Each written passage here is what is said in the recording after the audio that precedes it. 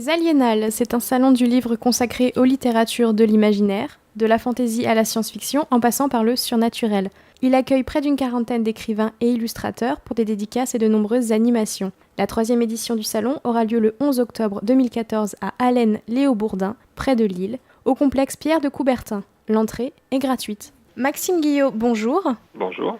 Vous êtes l'un des organisateurs du salon Les Aliénales. Celui-ci est entièrement organisé par la ville et la société de communication Exquimen à laquelle vous appartenez, c'est bien cela ? C'est bien ça, oui. C'est à l'initiative de la municipalité d'Allen-les-Aubourdins que nous organisons ce festival. À chaque édition, son thème. Quel est-il cette fois-ci ? Alors nous avons choisi pour cette année le thème de la magie, un thème assez large et fédérateur qui plaira normalement à tous les âges.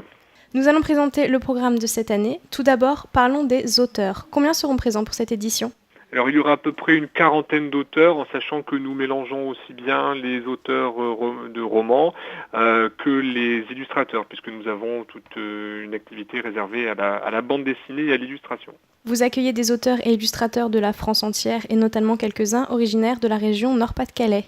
Oui, absolument. C'était l'une des volontés de ce festival, de mélanger à la fois les plumes nationales, mais également de mettre en avant des plumes régionales qui, des fois, n'auront absolument rien à envier aux autres.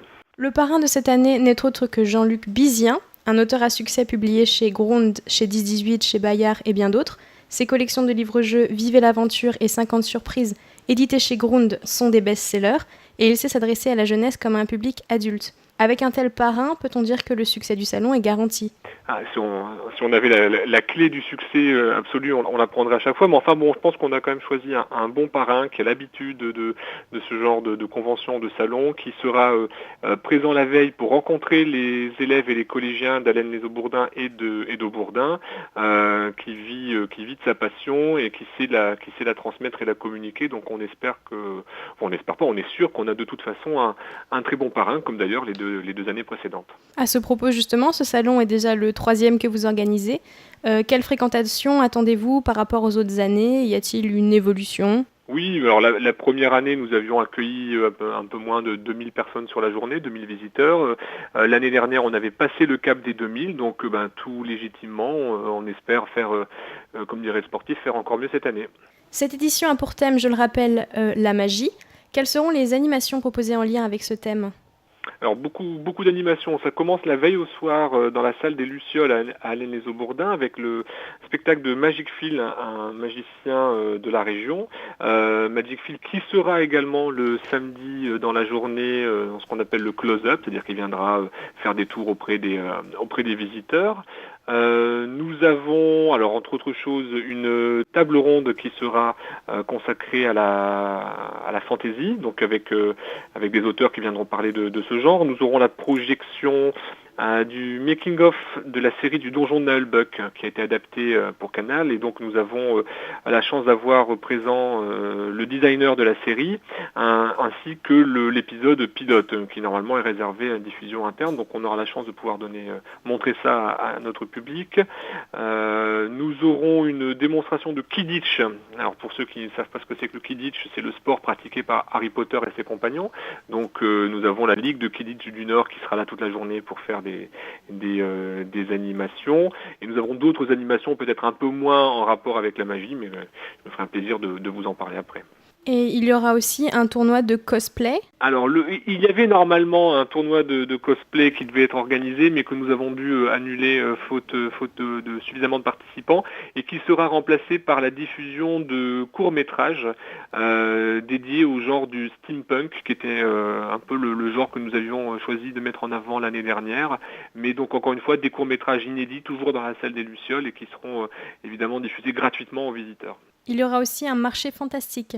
Ah oui, alors le marché fantastique, c'est vraiment le deuxième axe principal des Aliénales, c'est-à-dire que à côté, enfin dans la même salle, mais en présence des auteurs, nous avons des artisans qui d'ailleurs viennent de plus en plus nombreux et de plus en plus loin, ce qui prouve la qualité du festival.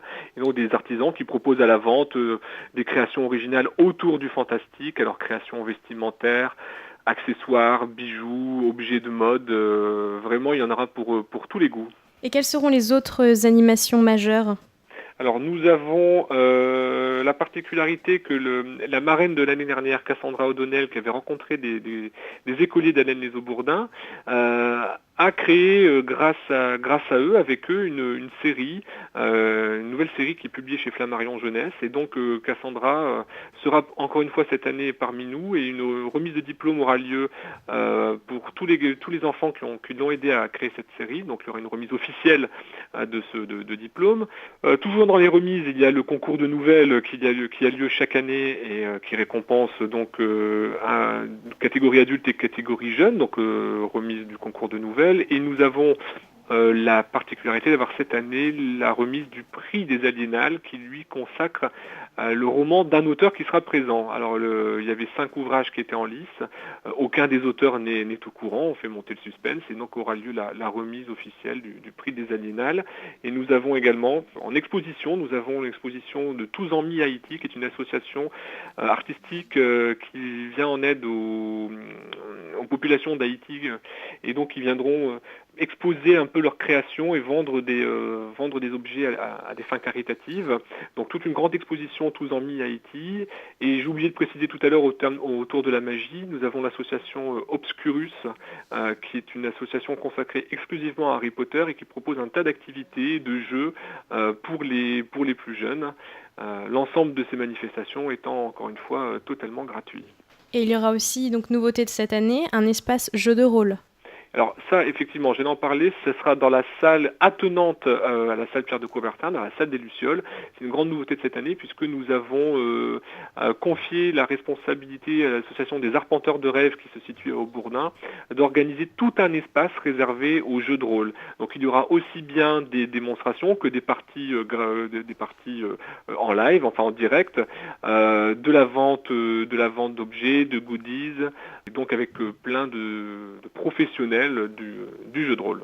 On peut préciser que vous, les organisateurs, avez besoin de bénévoles tout au long du salon.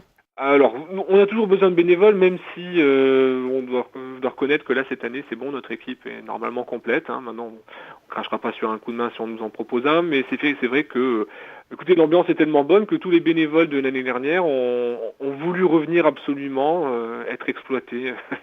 Écoutez, avis aux bonnes volontés. Souhaitez-vous ajouter quelque chose à cette présentation du salon ?